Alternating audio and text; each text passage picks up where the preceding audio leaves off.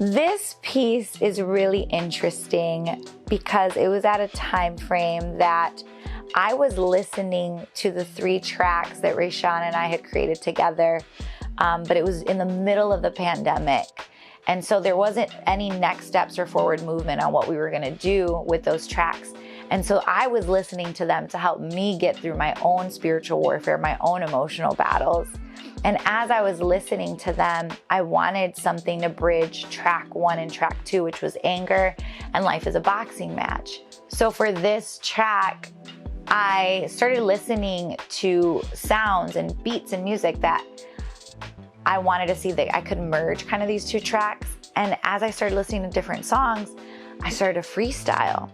And as I started freestyling, I was like, this is so good. Let me start writing it. And as I was writing it, I was going through my own process where it finally hit.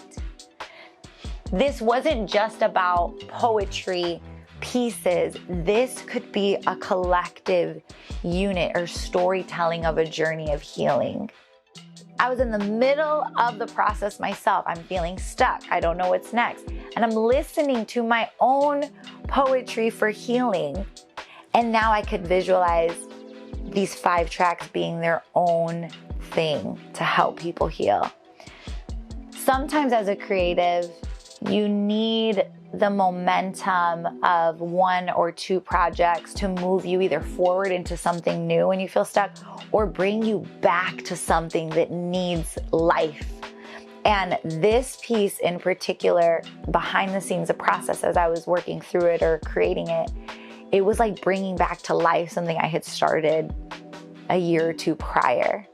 And so an encouragement for creatives that some of the projects that you work on that really didn't come to completion, it's okay to kind of give it some rest, especially if you have big vision for it, because the truth is freestyling this piece to merge 2 pieces from the past is what pushed forward or it helped me visualize something so much bigger than it was when I first created it.